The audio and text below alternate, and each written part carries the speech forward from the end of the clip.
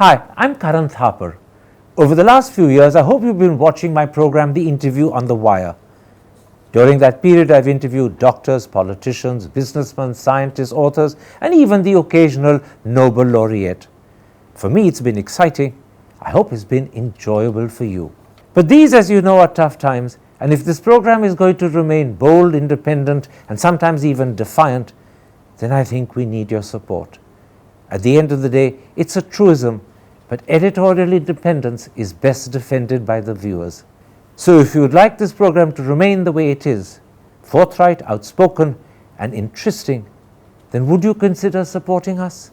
All you have to do is to click on the description at the bottom. But more than anything else, I hope you will continue to watch the interview. Your viewership means an awful lot to me.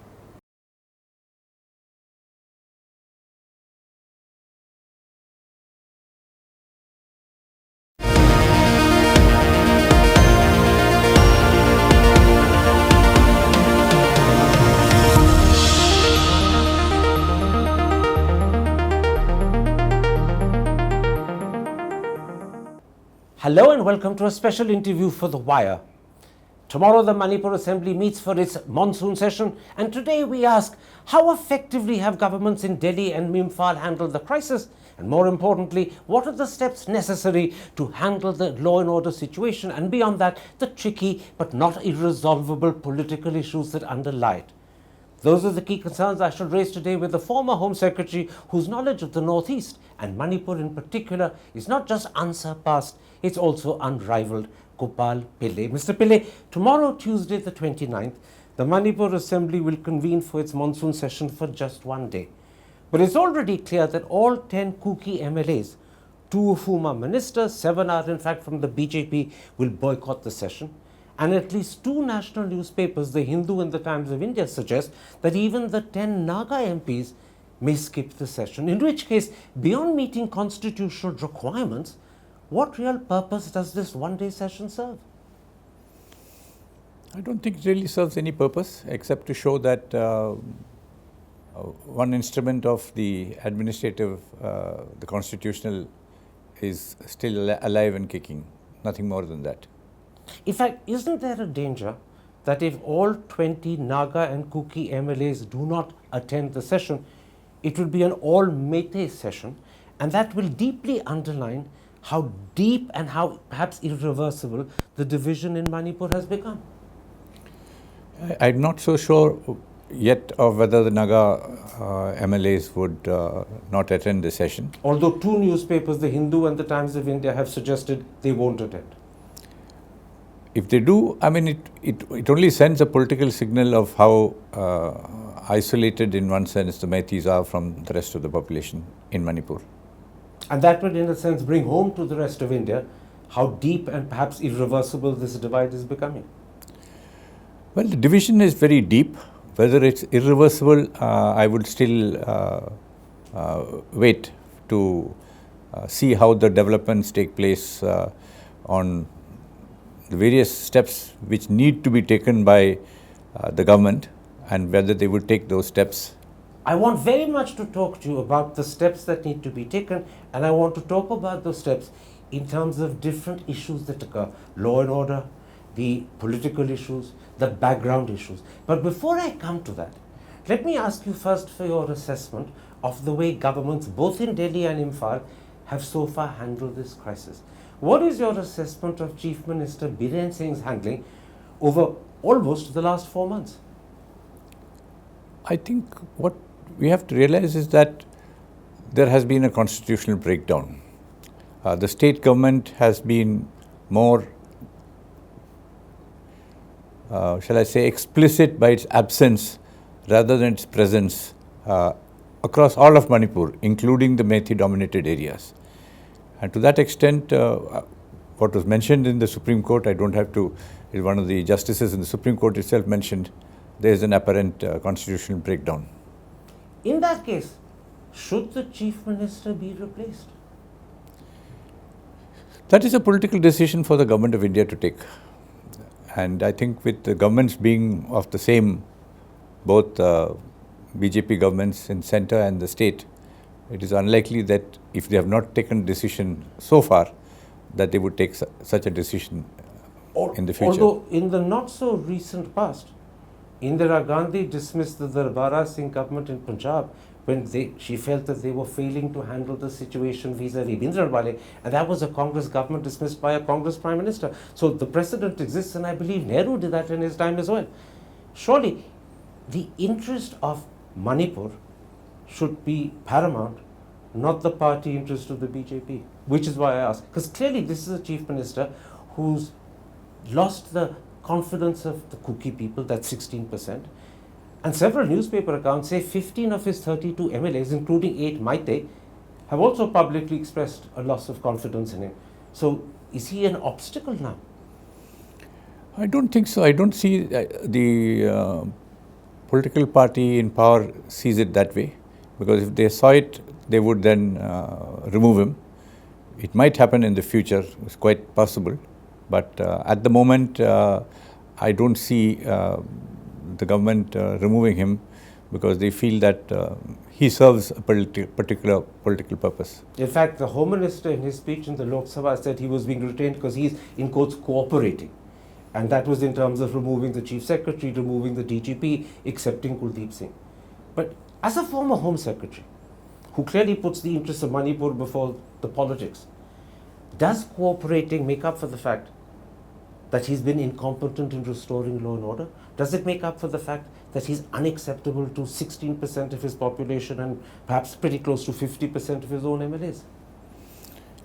See, it's a question of one is the constitutional propriety and the other is the political aspects. And then obviously, in this case, the political issues have taken priority over constitutional aspects. And it's very clear. Is that unfortunate in your eyes? It is unfortunate, yes, because it sends a wrong signal, not just to Manipur. It sends a wrong signal to all the states in India, and especially other states in the northeast of India. So retaining Biren Singh is sending the wrong signal? Yes, I have no doubt about it.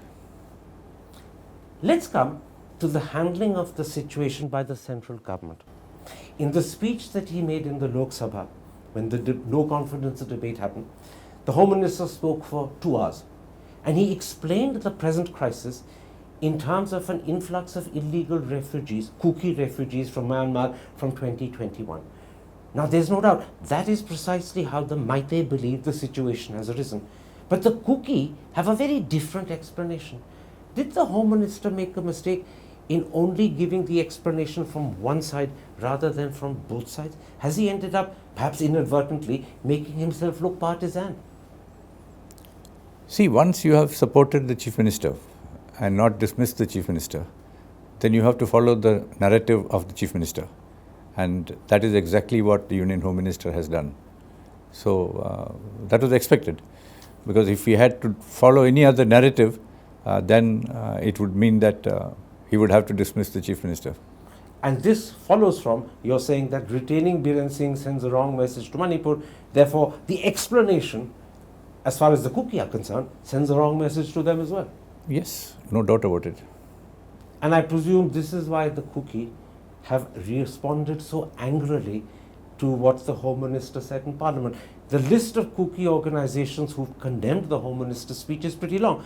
It's the Kuki INPI, the Indigenous Tribal Leaders Forum, the Committee on Tribal Unity, and all 10 Kuki MLAs, including 7 who are from the Home Minister's own BJP party.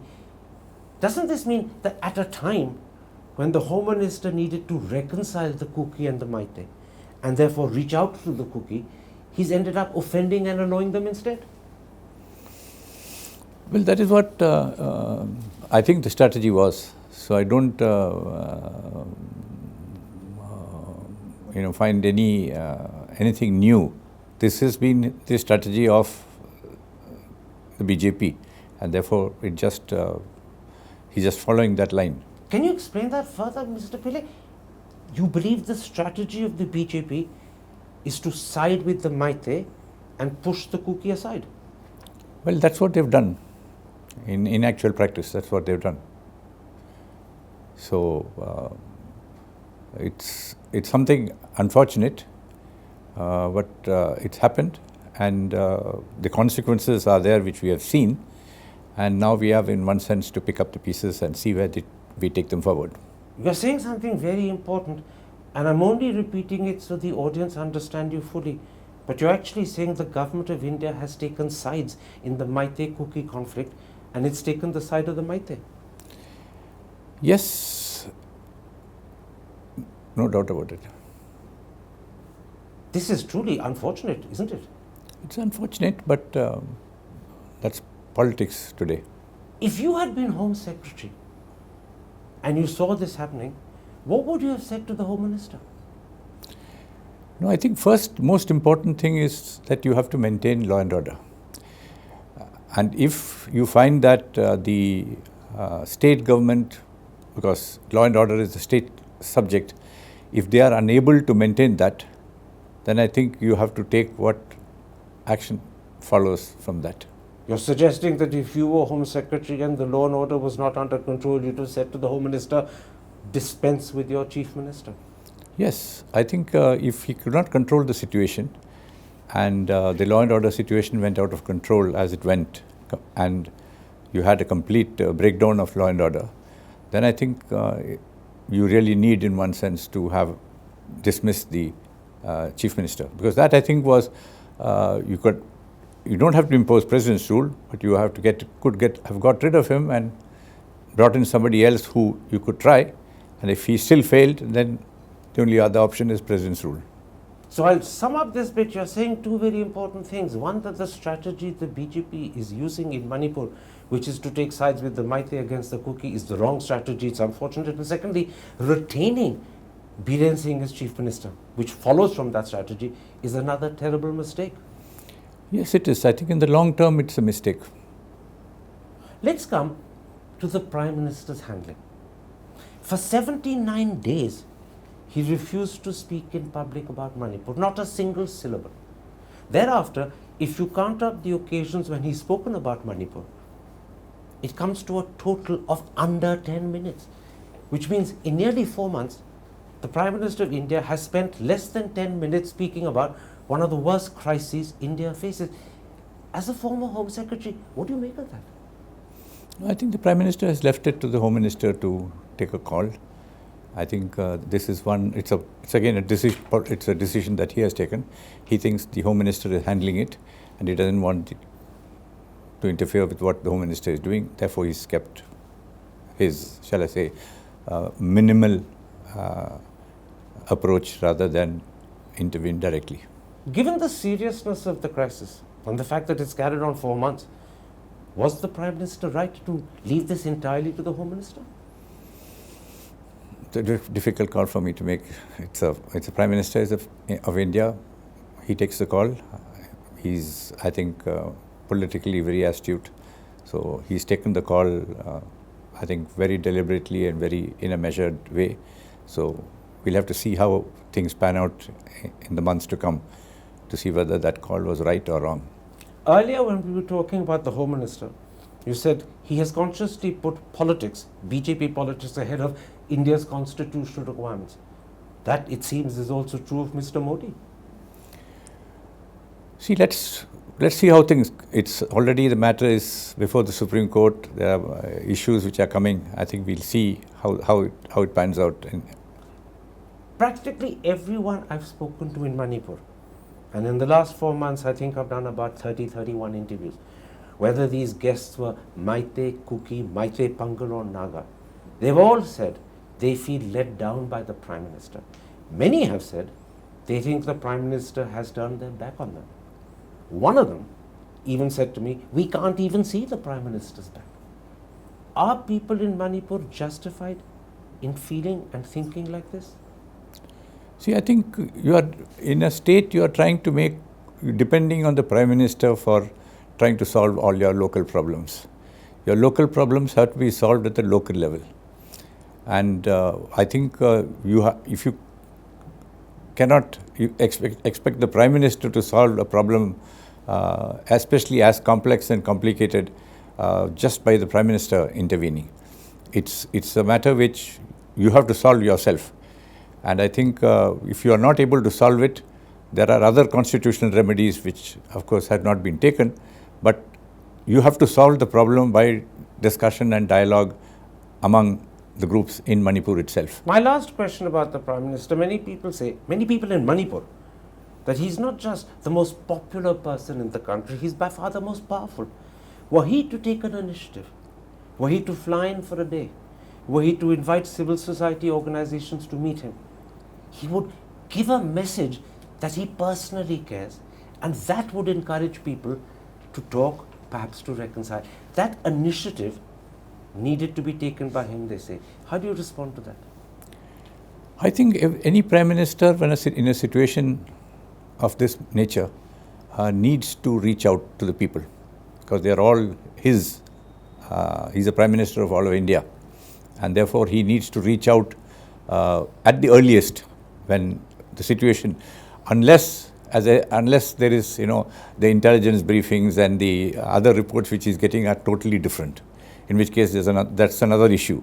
But if the reports are what has come out in the newspapers and has come out through the discussions that you've brought out in some of your interviews, as well as the reports of people who have gone there, of different parties and different, it shows a real issue possibly unheard of in post-independence India. And I think the Prime Minister would have been well advised to have intervened personally and then seen where it goes from there. So you're saying the Prime Minister needed to reach out in the early stages? Yes, at least I think after the Union Home Minister's visit, which was good. The Union Home Minister spending 3 days in Manipur is unheard of in any law and order situation in the country post-independent India. When that didn't work, I think the Prime Minister should have stepped in. By calling people to him or by visiting Manipur himself? He could have visited Manipur, he could have called people across, anyway. Just the fact that the Prime Minister is concerned about the situation would have made a tremendous difference, because people of the Northeast, whether it's Meiteis, whether it's Kukis, whether it's Zomis, Pates and so on, all of them are, the human touch is very, very critical for them, that somebody cares, and it would make a tremendous impact. By failing to reach out, by failing to give that human touch, to use your words, that somebody cares, and let's be honest, Mr. Modi is very good at doing it when he wants to, has he, in the case of Manipur, been irresponsible? I won't say, see, it's a call that he made. The wrong call? It's a call that's for him to take, because he would have left it to the Union Home Minister to take the decision. He may have felt that his interfering would undermine the Union Home Minister's position. Any number of reasons there could be, and he sort of felt that his interference at the early stages may have been wrong. I personally feel that his intervention would have had a very salutary effect on the situation. But so that is my view. Others may feel different. Absolutely. So in your personal opinion, he took the wrong call? In my personal opinion, he should have reached out to the people in Manipur, even perhaps visited Manipur, or at least he should have called everybody over. At least the least he could have done was to call everybody over to Delhi for talks in the first a week or 10 days. Let's now, with this in the background, come to steps that are necessary to tackle the problem. And let's start with the law and order issue, because I imagine that's the most immediate concern. If the Home Minister were to pick up the phone and say, Gopal Pillai, no one knows the Northeast better than you, no one understands Manipur better than you, what is your advice to me with regard to tackling law and order? What would you say? Well, first I think is you have to, what shall I say, reduce the number of arms with the civilian population. I think the number one priority would be, in terms of the law and order, I'll come to the relief rehabilitation separately, is the recovery of the 4,000 odd weapons which are looted from the police armories. You can't have 3,000, 4,000 arms floating around in the civilian population and expect situation to calm down. So that is number one priority. I imagine that the police and the security advisors are doing their best to try and recover the weapons. What is it that they should be doing that clearly they haven't done that would recover weapons quickly? See, two things as I put it. One, I think every single officer in charge of the armories from where it was looted should have been first dismissed from service. Pure dereliction of duty. It's not. This is the first time it's happening in this sort of case. Second, to a large extent, people know who's who, the arms with whom they are, and you should by now have been raiding houses across Manipur to recover these arms, which is not happened. And you have put drop boxes. I mean, it's the most ridiculous situation that after you arms are looted, you put drop boxes in different parts, expect the people who have looted the arms to come and drop the weapons in. That is one aspect. Second, I think you have to start slowly. Initially, yes. Can I interrupt at that point before you come to the second aspect? A corollary of what you said, that people are aware who's got the arms and they should have been raiding their houses. If they haven't done that, and they know who's got the arms, then there's a sense in which they're quite happy for them to keep the arms. Yes, which is why you're not seeing these raids.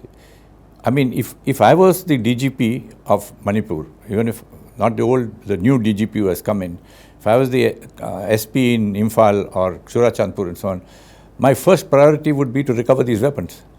These are police weapons, so identifiable, the numbers are there and so on and so forth. You should be raiding houses to recover these. And if you don't raid the houses, does that suggest complicity? Or at least acceptance that they've got the weapons and we don't mind them having the weapons? Yes, definitely. There's no doubt about it. Because by now, 3 months have gone by, more than 3 months have gone. If you haven't been raiding those to get the weapons back, that is one key aspect for controlling the law and order situation and bringing the violence down. Come to the second. I interrupted you. Please come to the second. The second aspect in terms of which is the issue of filing these cases, which are now, of course, some cases with the Supreme Court, etc. Those cases which will go to Assam, the cases which are within itself. Opening up of you have to open up supply lines, because if you block supply lines, whether it's by the Meiteis or by the Kukis, etc., it's not good. And so forcibly those highways must be cleared of blockades. The highways must be cleared of blockades. You can have, I think initially you still need, possibly for the next 6 months, you still need the buffer zones as till the situation, the violence comes down, etc. Couple of steps they've taken, which I've seen, which I'll mention partly also earlier, like they posted some tribal officers to the hill districts who are now All India Service officers, which gives some confidence to the people that, okay, we've got people who we know, we can trust them, they've come to do. You need also to get what I call as start. Now, of course, CBI has taken over some cases, but there are other cases which people can, like yesterday you saw 3 houses burned down, which is what you're trying to basically send a message to the Kukis and the Zomis. We are not welcome back. 3 months have gone by. We've half burnt your house. Now we are completely burning down your houses. So, message: don't even think of coming back. Though personally, I think none of them will come back, but that's another issue. So, again, 2-3 weapons looted from the residence of some director, health or something. I mean, you can't allow this sort of slackness. Somebody has to be held responsible. Which is why I said, dismiss the officers, and they are both in the hill districts and in the valley. None of them have been dismissed so far. Not one. So, moment you dismiss it, you are sending a signal. This will not be tolerated. At least the next time somebody comes to loot an armory, people will open fire. I mean, you just can't allow that to happen. You know, as I hear you speak, the things you're suggesting are obvious. They are things that should have been done immediately, and yet they haven't been done. What does that tell us about the attitude and performance of a whole lot of functionaries, not just the Chief Minister, but I'm not excluding him, but the DGP, the Security Advisor, the SPs, the whole administration of state? Totally unprofessional. If you want to put it, I would even say incompetent. Because if 4,000 weapons have been looted and by now you haven't been doing raids, I mean, you saw, cases when riots take place and so on and so forth. The first thing that you do if there's weapons have been used by anybody else, people raid houses. See, people have to, the civilians have to feel a little bit uncomfortable that this will not be. Therefore, the next time they try to do this, there will be second thoughts. Whereas if they feel that nothing is going to happen to them.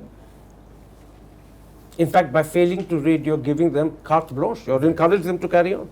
Yeah, you're telling them that government has actually told you keep the arms. Are there other steps that you would advise to the Home Minister if he rings you up to tackle law and order? One of them is get back the weapons, raid if need be. The second is file the cases, prosecute them. Are there other steps in terms of law and order? See, these are the first steps. Then you start the second process of what I call as giving the relief, rehabilitation and compensation part of it, which is not, but it is equally important because from the relief camps itself, and there are stories that both sides, the relief camps, youngsters and all are going now into what you call as, village defense forces and so on and so forth. So if you don't give confidence to the youngsters that you are to go and study in the school, or you are providing some online education and so on within the relief camps itself, but then your first priority is to go and get arms training from civilians to protect your own villages, that's a failure of the state, because the state is supposed to protect the citizens. You don't expect the citizens to take arms to protect themselves. People like Harsh Mandir, who visited with his Karwan-e-Mohabbat, people from the church who are present, including Meitei people in the valley, all tell me that the majority of the relief is being provided in the camps, not by the state, but by civil society groups, by the church, or by Meitei groups. In other words, the state has opted out of doing what it should be doing. Yes, I think that has been one absence.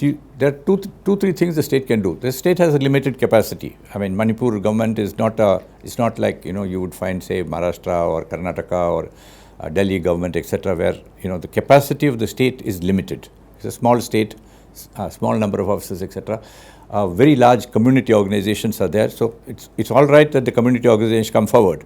But the state must provide money, must provide the, say, like for housing, the prefabricated housing. They must be able to provide the doctors from the government hospitals and so on, because most of the hospitals are the medical colleges and so on. They should be able to provide other clothing and so on and so forth. The relief and compensation which would have been expected from a state has not come. And it's actually a tribute to the strength of community organizations in Manipur, both Meitei as well as the Christian organizations, that they have been able to get. In fact, we have an IAS officer in Manipur, current Meitei officer, who has actually reached out to the IAS community through his batchmates, and money has actually flowed from our groups, WhatsApp groups, to his NGO, which is actually... But that is an individual taking an initiative, not the state? State, rather than the state. But in fact, you mentioned the need for doctors' medical care, you mentioned the need for money. Newspaper reports, and I'm going entirely by them, suggest very little of the money that's promised has actually reached people, whether it's up in the hills, whether it's down in the valley. And as far as the Kuki are concerned in the hills, there is a real crisis of medical treatment. Doctors are absent, medicine supplies are absent. They're having to travel in some instances to Nagaland or Assam. And some reports suggest that people who are critically ill have died. Yes, I think my information itself tells me that the number of people who have died in these camps has crossed 50. So when you say that 100 and some odd people were killed in the riots, you almost got another 35 to 40% people have died post riots in the camps out of various illnesses. And this is because of the inefficiency or incompetence of the state administration. Yes, in not being able to provide the adequate health. In fact, I would have expected even from the government of India that they should have started health facilities from All India Institute of Medical Sciences and so on and so forth. Doctors from various places should have been sent. 30, 40 doctors should have been sent by rotation for a month, 2 months to many of these relief camps just to provide the basic health facilities. Not only have they not been sent by the government of India, it seems it hasn't even occurred to the government of India that this is needed to do. No, they were aware. I think the Union Health Home Minister had promised that 50 medical teams would be sent. Absolutely, when he was there in May, but they haven't gone. They haven't gone. So At least he we are not made aware a promise, and even 3 months later has failed to fulfill it. So that is why the condition in the camps are so poor, and many of them are now, of course, slowly the prefabricated houses, because the Supreme Court panel has now pointed out the total inadequacy of what has been provided. I expect that things to improve now, but this is something which should have been done in the first 15-30 days. We're coming to the end of what I call the first section, which is restoring law and order, relief and rehabilitation. You've painted a picture which is deeply depressing. The essential steps to restore order are obvious, but they're not being taken. Who knows when they will be taken? The steps for relief and rehabilitation are obvious, they're not being taken. With the exception of housing, nothing else is really happening. So when will we have a restoration of law and order? When will people be given the relief and rehabilitation they need? It doesn't look as if there's an end point in sight. Yeah, I expect that, it is unfortunate because, again, it's a failure of the government, that I expect that when the Supreme Court panel has now given its report, where pointed out the inadequacies, etc., that has now been communicated to the state governments, and I think next week the response of the state government and the central government will come. What have you done? I expect that, again, the state government and central government will, to avoid being criticized by the Supreme Court, will say that we are rushing some equipment, some doctors and so on and so forth to show that. But that's just face saving. That's face saving, because it should have been done much before this. So we failed as a state in restoring law and order and relief and rehabilitation. Yes, we have. I think we've had riots. 100 people, 50,000 is not something which is people in India, the size of India, we have not faced before. But in all cases which has happened, whether it's in UP, whether it's in Bihar, whether it's in Kerala, whether it's states have responded very quickly. In any riot situation, the state responds very quickly. And if you don't respond quickly, it's a real failure. That's where the administration also, officers are responsible. This is where Manipur is a clear outlier. We haven't responded quickly. In fact, we know what we should be doing and we're not doing it. It's very hard to move further, but academically I will. I imagine side by side with tackling law and order, which, as you pointed out, is being done ineffectively if it's being done at all, the government also needs to turn its attention to the very difficult, intractable political issues. Are the talks that are happening with the Kuki on the one hand from the Meitei side and with the ITLF from the Kuki side the right way of tackling this political issue, or should the government be reaching out through civil society groups and perhaps through highly regarded individuals who both sides respect, like, for example, Ratan Thapar? See, the government has started, I think, to an extent, that fact that the dialogues have started, even though it's still with one party rather than everybody sitting across the table, because that stage hasn't yet come because of the acute mistrust between the communities. The process has started. I think the steps on the law and order, which I mentioned earlier, the steps on the relief, rehabilitation, compensation. The compensation so far has been very inadequate. People have lost, in some places, crores of rupees, and you are then saying, I'll give you 3 lakhs, 5 lakhs, which are still not been given. So this whole issue of assessing what has been the damage done, finding out who are the people, etc. This is something which should have been done, still not done. But let's assume that those are done. These are all steps as part of what I call as the background to the political process, which is, in one sense, at the moment they're talking of separate administration. I still put it as, if you are looking at the territorial integrity of Manipur being preserved, you are looking at it's a greater autonomy. Whether it's a 6th schedule status, whether it's something more, these are still, I put it as 1-2 years down the line, because the Manipur issue of autonomy to the hills is also linked to the Naga peace talks. So, since the Naga peace talks have also stalled in a little bit, in a sense, you can't have a solution for Kukis and this thing without keeping the Nagas issue also. So, I expect that is a issue of 2 or 3 years before that will take. But in the meantime, you can do a number of steps. Which are? Which are, say, getting district administration functional once more fully. So you have now a situation where you have a total, shall I say, of course, I think we have to be very clear that not all of Manipur is affected. Most of the Naga Hill districts like Ukhrul, Tamenglong, Senapati, etc., no problem at all. Absolute Meitei officers are working there, Naga officers are working there, Kuki officers are working there. There is no problem. So you've got 30% of that areas, all those areas which are, shall I say, normal administration is functioning. But in other areas like Chorachandpur, Kangpoki and so on, More, you got now administration which a lot of officers are missing, because if they were Meitei officers, they've left. If they were Kuki officers from, they've left from, and they are, so maybe in the initial stages, empowering deputy commissioners to fill up vacancies on a temporary basis for a 1-year period by hiring local people to fill up the vacancies in, say, the primary health centers, in the district health, in the district hospitals, in schools and so on, so that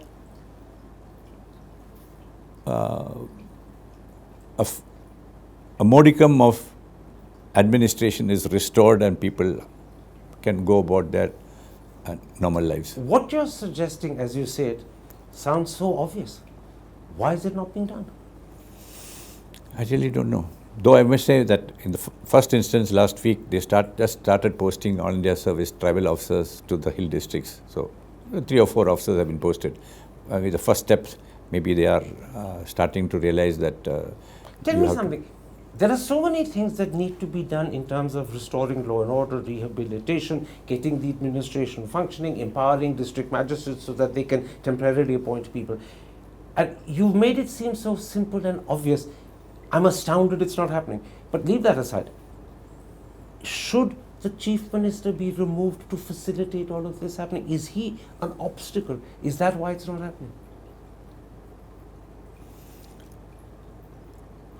Since I haven't talked to the Chief Minister or some of the people in the administration, it's difficult to say. But I would have expected that from the Union Home Ministry, because the Home Ministry, MHA, has a very special relationship with states in the Northeast, historical.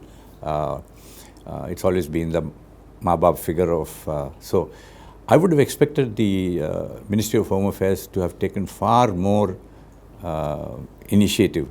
When I was just Northeast, by now the Joint Secretary Northeast would have been, camping in Imphal and making sure all these things are done. I take it he's not doing that. We haven't heard of him. Have you heard of the Joint Secretary Northeast? So that's what is really the problem. That you need people. Half a dozen central government officers should have actually been camping in Imphal. The Health Secretary, the Joint Secretary Health, the Joint Secretary in Education, in school education and so on and so forth should have been camping in Imphal and issuing orders 1, 2, 3, 4, start getting things in order. The picture you're painting becomes even more worrisome, Mr. Pillai. Not only has the administration in Imphal collapsed, there seems that the administration in Delhi, which technically should know what's required, is not doing it. It's, for some reason or the other, it's not acting. Yeah, none of these joint secretaries have gone there. None of them have camped. None of them have taken the initiative. Yeah, very unfortunate. Very unfortunate. This, in a sense, perhaps makes my next question irrelevant. But given that it is difficult for a BJP government to dismiss a BJP Chief Minister, should President's rule be imposed, where you don't dismiss the Chief Minister but you just take overcharge yourself? Or would that be no use? Yeah, it's a political call which they have to decide. Which means that you are, shall I say, you are unhappy with what the Chief Minister is doing. But if you are happy with what the Chief Minister is doing, then what happens? And the other problem with President's rule is then Delhi would be directly responsible and its failure would be immediately obvious. There wouldn't be a buffer in between any longer. That is true. And therefore, that is why I said all these things have to take place simultaneously across different agencies, all ministries of the Government of India, because you have a huge all-state crisis. And therefore, all departments, at least key departments, which are, health, education, water supply, because there's no water supply in many of the relief camps and so on. So all these should be now, center has to push in. And this is something that they should have done in the first 30 days.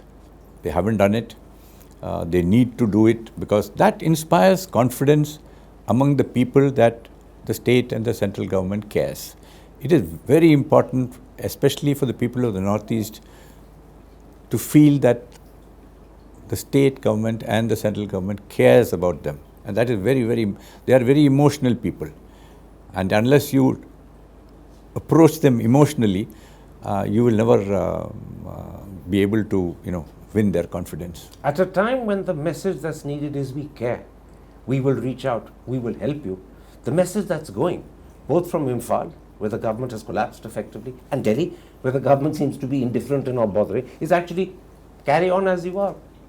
We don't care. Do what you want. This is why I think people in Manipur feel, let's not put it in terms of the PM, the system has turned its back on them, whether it's in Imphal or Delhi. They've been forgotten.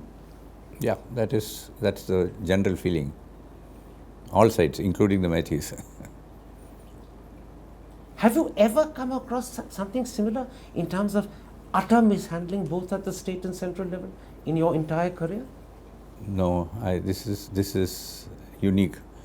When things are so obvious, we are not even looking at the other aspects of, could this situation have been anticipated? Were there warning signs because there's been clashes pre-May and so on. So we're not even looking at those issues which will come, which I hope, as things calm down and so on, people will start to write. But I think, and there are still many other issues which are still, which I mentioned are the background issues which are still the refugee issue, the issue of the illegal drug trade, the issue of forest rights and the forest conservation, which now again...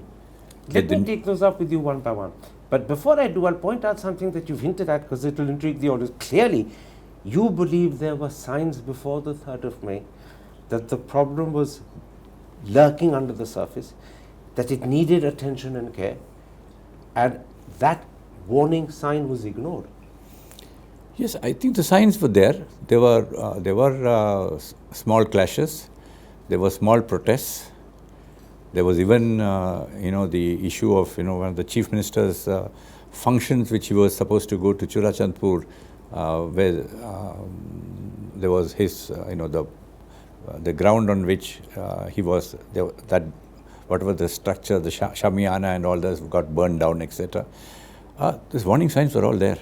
It's a question of how you put it together, but that's a separate So there was issue. Inefficiency or incompetence or even irresponsibility in ignoring these warning signs. It was there. It's all. It was not that it was not there. And I imagine these are warning signs that not only were ignored in Imphal, they were warning signs that should have struck warning bells in Delhi, but those warning bells didn't ring here either. Yes, I don't think so, because by now, otherwise you should have had, you would have deployed another 50 companies of CRPF before this whole thing happened, saying that we anticipate things are going to blow up. So the failure of the Indian system, both at Manipur and in Delhi, is not just in terms of handling and responding to the crisis post May 3rd, it's also failing to heed warning signs that were ringing and which should have been paid attention to. It's a It's a much longer, in quotes, history of failure. Yes, I think the signs were there. Now you may say that how you could have reacted to those signs is different, but they were definitely there, and I don't see any sort of precautionary steps taken either at the state or the central level to handle those warning signs. If they were, they are not being disclosed publicly, but the warning signs are there. I've talked to people in the administration in Manipur, I've talked to people in the armed forces and so on. So everybody says the warning signs were there.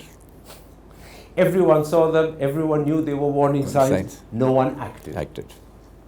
Then you can only blame yourself. Let's come to the background issues. Let's go through them one by one. First, I'll take up the issues raised by the Meitei, then I'll come to the issues raised by the Kuki, just for simplicity. The Meitei believe that the Kuki are involved in poppy cultivation and in illegal drug trade.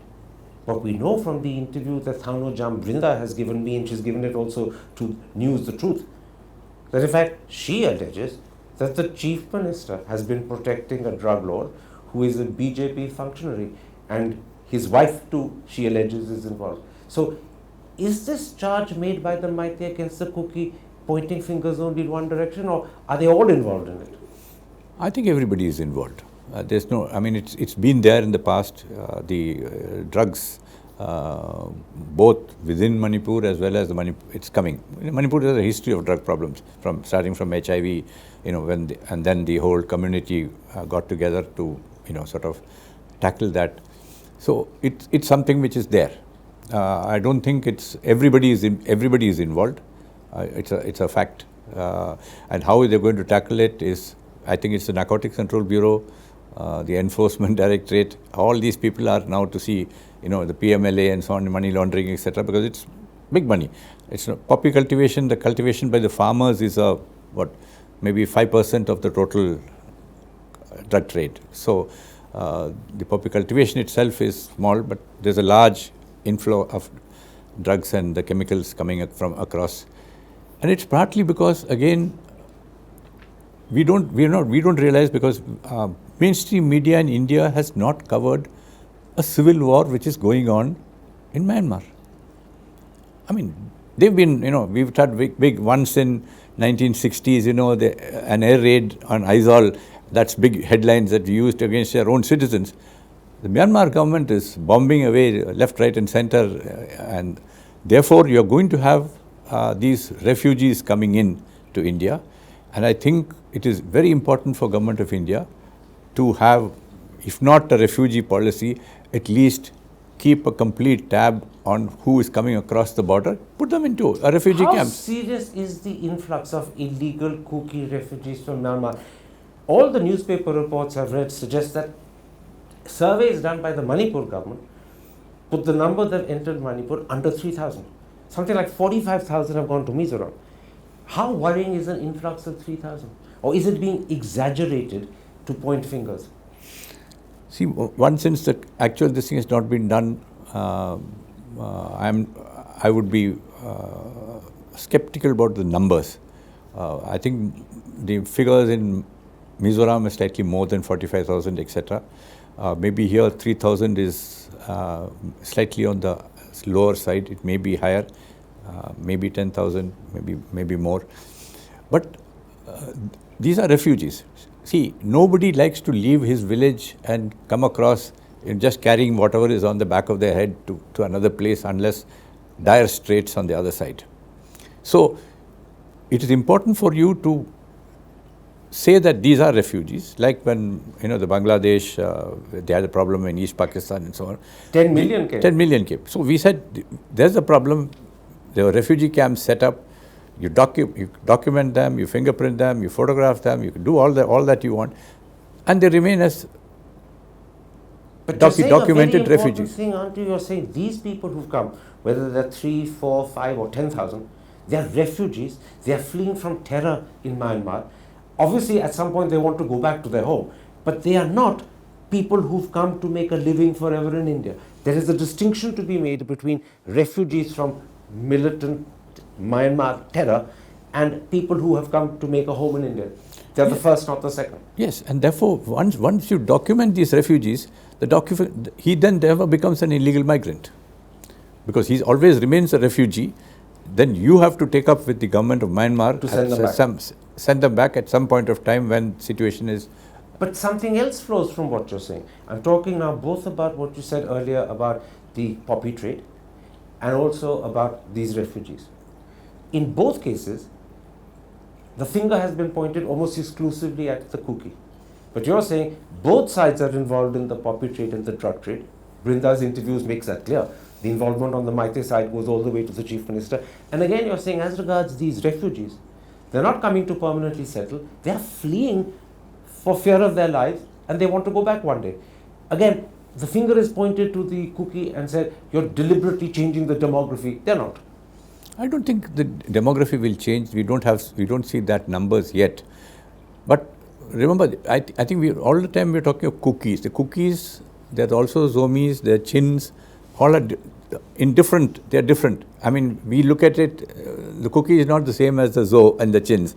They fought, in the late 90s, the cookies and the Paithes, Chaite, they had a huge fight where, thousands were killed. So, we have to see that different ethnic tribes from across the border are coming. Whether some of them are also involved in the drug trade, it's a matter it's open. And if I am coming here and I'm not, shall I say, not put in a refugee camp where I'm housed as a UN High Commissioner for Refugees, they give you a refugee status stamp, etc., etc. Then what? You're on your own.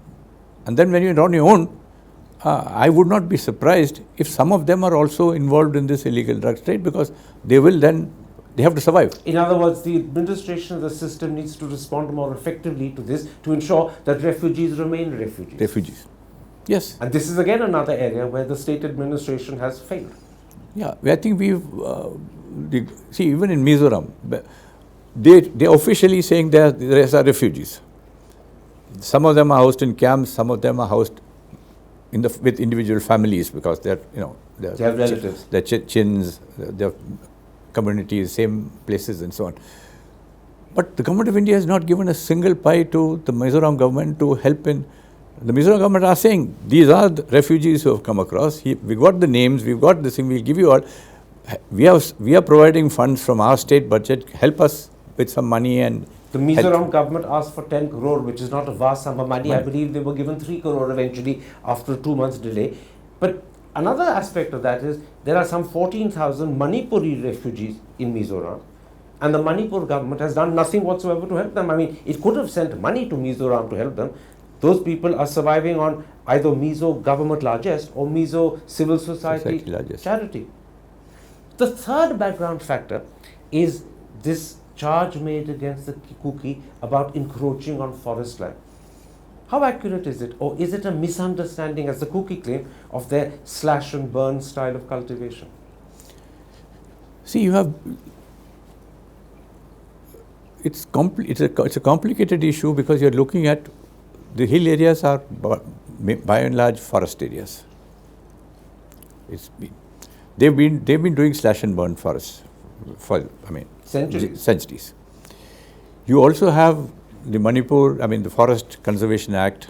You have forest rights for tribals who have been there. That's one aspect of what they do. There is now also forests which are to be preserved as forests and not to be slash and burn also. I've yet to examine the implications of the new Forest Conservation Act, which was passed in Parliament in the previous session, where the government has got the right to say this is a forest and this is not a forest. So there is some areas on which there is a little bit of a grey area. Those have not yet got implemented. Again, when the Manipur government starts to implement the new Forest Act and declare a particular area as non-forest and so on and so forth, it will create. Absolutely. But is the Manipur government again wrongly pointing fingers at the Kuki and claiming they're encroaching, when in fact the government doesn't understand the style of cultivation the Kuki use? Is there a mistake being made in pointing a finger at them? See, it's both. I think you have to look at the fact that there is one slash and burn cultivation which which is normal. And then you have also some encroachment which is taking place. People encroach anywhere. I mean, it's across the world, anywhere any public area is available, it's... So you're suggesting that the charge of encroachment may not be wrong, but it's being exaggerated? I think it's been exaggerated, but I would be surprised if there was not some encroachment into forests. That's human nature. Human nature. So on the three background issues we've discussed, refugees, involvement in the drug trade and poppy cultivation, encroachment in forest areas, there is an element of exaggeration when the finger is pointed uniquely and exclusively at the Kuki. Both sides are involved in the drug trade. The refugees are actually refugees. They're not coming to change the demography. They will go back. That needs to be understood. And as regards encroachment, there is some encroachment happening, but it's being exaggerated. Is that correct? I would put yes. I think that's the actual ground situation. Let's then come to the two critical issues that are perhaps the last part of this interview. From the Meitei point of view, the real concern is what they call the land imbalance. And they think it should be resolved in terms of giving them scheduled tribe status. Do you believe, given your understanding of Manipur and its complexities, that scheduled tribe status is the right way of addressing the land imbalance, or are there other ways that could be equally efficacious but less controversial? Yes, I think so. I don't think even among the Meiteis, there was earlier, I think it was almost 70% of the Meiteis didn't want ST status. Now they say it's come 50-50 after these clashes and so on. Land is an issue, no doubt about it. And the Meiteis have a genuine genuine grievance, if I may put it that way. Primarily, again, psychologically, that people from the hills can buy land in the valley, but we can't buy land in the hills. And I think this is where I think political statesmanship from both sides is involved. There is the land hunger is there for everybody, very thickly populated. Here, less populated, but of course you also have forest areas, so it's not apple to apple. So you need some element of political compromise by which the Meiteis also can have some access to land in the hill areas for certain purposes. You can have a restriction, you can say ceiling will be 5% or 10% of the total area for ABC purposes, etc. Some of it, there have been discussions in the past with the Hill Area Council in terms of for industrial purposes, for setting up industrial parks in the hill areas, for the Meiteis who come and settle down, who are working, government servants and so on, because they are Manipur Public Service Commission, they get recruited, then you can get posted to the hills.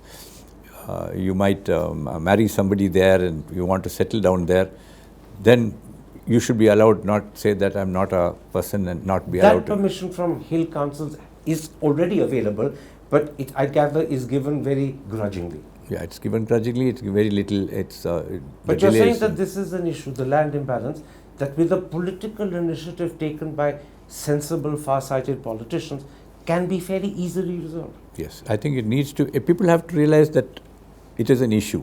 You have to realize that the Meiteis have a problem. Don't brush it aside the carpet. No, the hills are ours. We are not going to give you a cent of it. Therefore, I think you can't take that attitude. But the corollary is you're saying this can be resolved without necessarily giving the Meitei scheduled tribe status. Yes.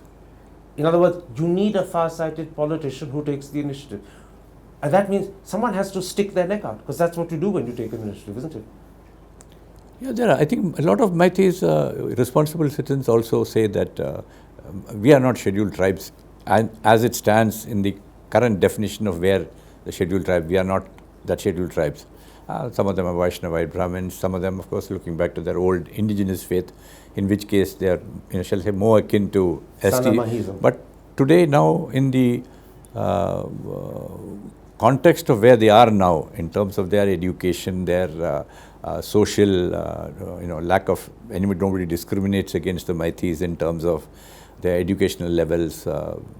all that things which the ST Commission would actually look at to see are missing in their case. Are missing in their case. So it is unlikely that they would get from the ST Commission an ST tribe but what status. you're really saying is that the land hunger of the Meitei can be resolved if a far-sighted politician would take the initiative. It doesn't necessarily require scheduled tribe status. It requires political vision taken by a sensible politician. That's the problem. Such a politician is missing. It doesn't exist on the horizon. Yeah, but you have to also, from the other side, I think the hill areas also, the people must also be a little accommodative. If they see that little bit of accommodation, I think the Meitei politicians will also respond positively. Let's come to the last issue. The Kuki, particularly after the experience of the last almost 4 months, are demanding separate administration. They've made it clear that they cannot live with the Meitei any longer after what's happened. And they say separate administration means either a separate state or a union territory status. Now, if you were Home Secretary, this is a very tricky demand. Because if they're given some sort of separate administration, it would fracture Manipur.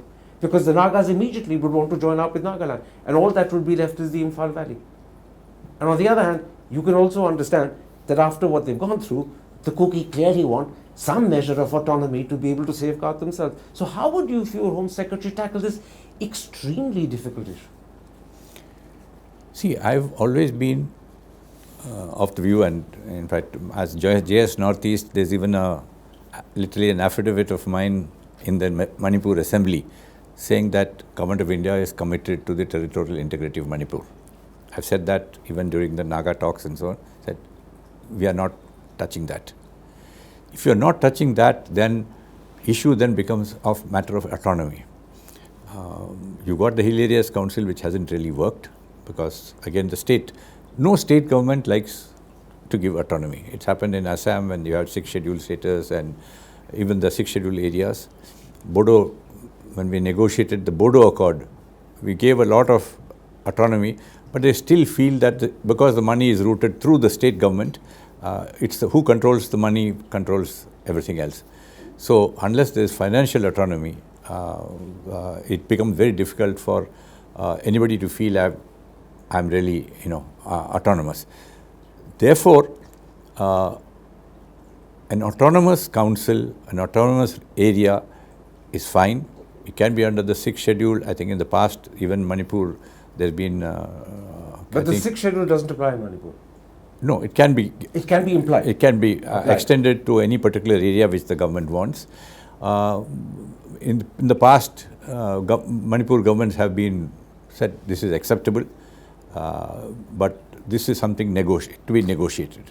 There are reports in the papers that the talks that were happening with the Sioux groups and the Home Ministry, which then got overtaken when May the 3rd happened, were reaching a sort of conclusion to which reports suggest the Sioux groups were willing to concede that autonomous hill area councils or autonomous territorial councils, perhaps under the 6th schedule, would be acceptable. Now the Kuki say that door is closed. Do you think it can be reopened? Can this package be sweetened to make the Kuki accepted? I think it can be reopened. It's a question of you have to give it a little bit of time. I think you have to allow the other processes which I mentioned earlier, the step-by-step processes in terms of the law and order. And leave this to the last. And leave this to the couple of years down the line. Because I don't think at this stage anything, forget 6th schedule, forget UT, forget a new state, etc., will be discussed at all. It's just too early. It's too early.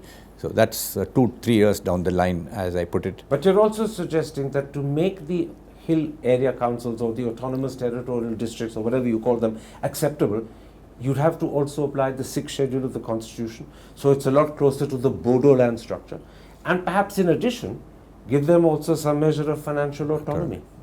Yeah, those are parts which can be negotiated over a period of, I think, I put it as, I think it's about 2-3 years down the line, when all other things, as I said, I'm hoping that slowly all the other positive steps will take place, and we don't have, and which is my great fear, we don't have, I think for 2-3 months, I think till November, December, I think there'll be relative calm. But there is a lurking fear that you might again end up with another bout of burst of violence. Why do you say till November, December they become? What worries you after that? The number of issues from one, the Supreme Court looking at the whole case. They don't want a whole issue. There are some issues which are taking the poppy cultivation gets harvested in November, so nobody wants, both sides don't want anything which might affect the cultivation of poppy. So many issues are there at the back of it. So, if I understand correctly, what you're saying is that both sides have an interest in ensuring that the poppy harvest is not affected. Both sides have an interest in watching to see how the Supreme Court reacts, which is why there will be a sense of relative calm till November, December. Your worry is once the poppy harvest is done, and once the Supreme Court has perhaps turned its attention to other matters, the situation can flare up again around November, December. Which is why I mentioned that, the earlier steps like recovery of all the looted arms, getting the administration in these areas back, etc., getting this trust where people then feel that I don't have to, you don't have too many sporadic issues which keep tension rising, but there's a sort of gradual calming. People feel things are back to normal. Those are critical steps. Those are critical steps, because otherwise, if you have 3,000, 4,000 arms, maybe more arms which come in from across the border and so on, you are sitting on a tinderbox, which you have to be very careful, can always blow up. But the problem is those critical steps are not happening. We've discussed in detail, but they're not happening. We have to keep our fingers crossed and hope and pray that they do happen. Yes, it's very important that they happen if you're looking at the larger long-term interests of Manipur. One last question. There is one ominous sign on the horizon, and I want to ask you whether it worries you. Recent statements issued by the United Naga Council increasingly suggest that the Nagas, I'm talking about the Manipuri Nagas, the Tangkhul Nagas, are siding with the Meitei against the Kuki. And a statement issued by Mr. Muiva from Hebron seems to suggest the same thing. Does this worry you? Is there here a potential for a second conflict happening? We've already got a Meitei Kuki one. Could there now be a Kuki Naga one developing as well? No, I don't think so. I don't think so. I think the NSC, NIM and Muiva, what they are really basically is stressing that don't ignore the Nagas.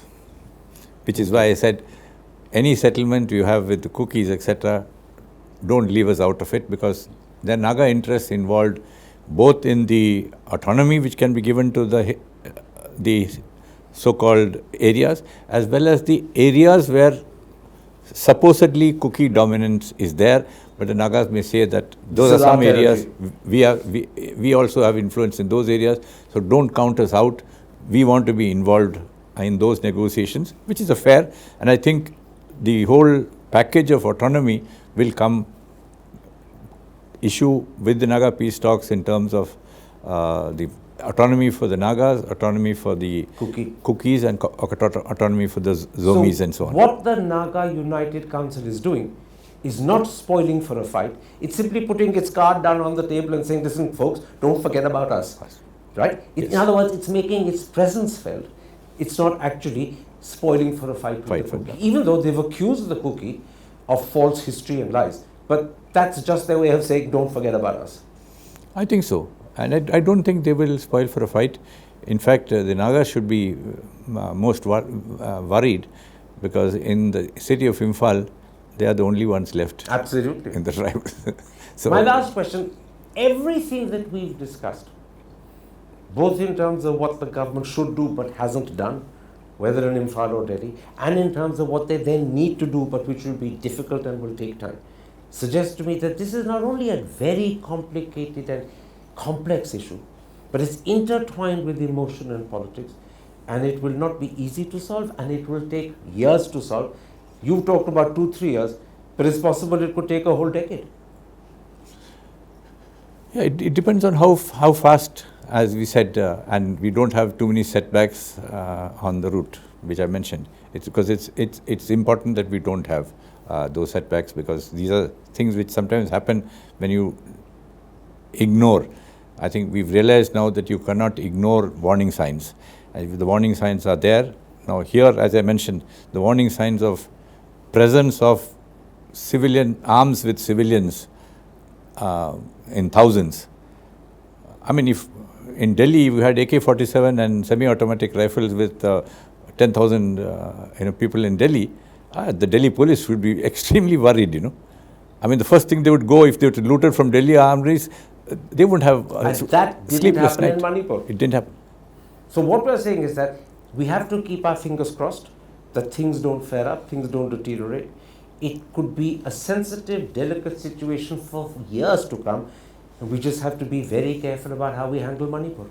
Yes, we have to be very careful how we handle Manipur. And not only must the government in Imphal keep its eyes open and its ears open and respond quickly, so must the government in Delhi. We can't afford for laxity. We can't afford for people diverting their attention. I don't think we can afford it all. I mean, this is something which has both not just domestic implications, it has international ramifications. Yes, because it's interpreted as Hindu versus Christian abroad. And if the violence or the civil war in Myanmar goes out of control, then you can expect refugees to come in bigger numbers. Like you're seeing in Europe from Africa, you know, every time you have in Sudan, in Niger, in all these countries, you have the civil war. All of them finally take a boat and swim across there. Here, this is just across. They'll come here, and those which are on the other side. And here, in addition, they've got kinship because the same tribes are split between Myanmar and India, sometimes India and Bangladesh as well. I thank you for opening our eyes. I thank you for the honesty with which you've addressed the situation. I hope, in particular, the government in Delhi is listening to you. There's a lot that you've said that would benefit them. Thank you very much indeed. Thank you. Hi, I'm Karan Thapar. Over the last few years, I hope you've been watching my program, The Interview on the Wire. During that period, I've interviewed doctors, politicians, businessmen, scientists, authors, and even the occasional Nobel laureate. For me, it's been exciting. I hope it's been enjoyable for you. But these, as you know, are tough times, and if this program is going to remain bold, independent, and sometimes even defiant, then I think we need your support. At the end of the day, it's a truism, but editorial independence is best defended by the viewers. So if you would like this program to remain the way it is, forthright, outspoken, and interesting, then would you consider supporting us? All you have to do is to click on the description at the bottom. But more than anything else, I hope you will continue to watch The Interview. Your viewership means an awful lot to me.